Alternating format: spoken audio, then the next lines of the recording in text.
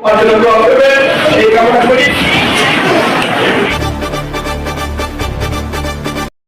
আমার গহন ফুরাবে নি, আসবে গলির রাতি, দেখো প্রভু এ জীবনে, দেখো প্রভু এ জীবনে, হয় চিরসারা। চোখের জলে আর বেদনার সুরে বিদায় নিলেন মোহাম্মদ তাজুল ইসলাম।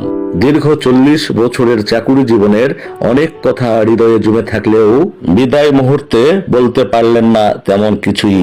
সবার জন্য দোয়া কামনা আর ভালোবাসায় রাঙিয়ে পিছনে রেখে গেলেন অনেক স্মৃতি।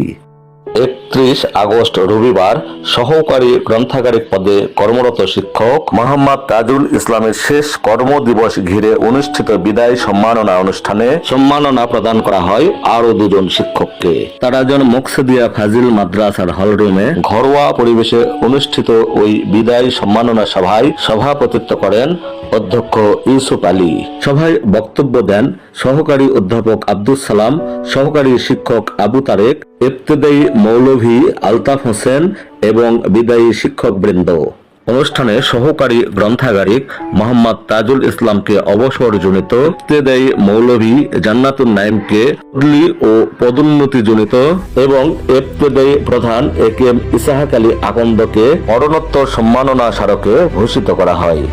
মরহুম একেএম ইসাহাক আলী আকন্দের পক্ষে সম্মাননা গ্রহণ করেন তার সহধর্মিণী হাফেজা বেওয়া।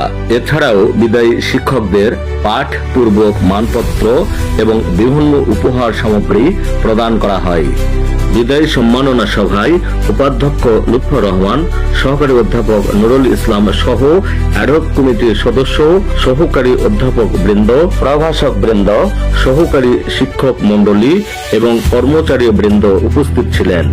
দোয়া এবং সমগ্র অনুষ্ঠান পরিচালনা করেন সহকারী মৌলভী এনামুল হক নুরি।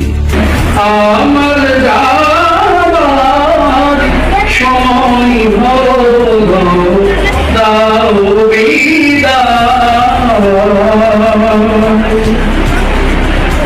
অন্ধকারে এসেছিলাম, থাকতে আধার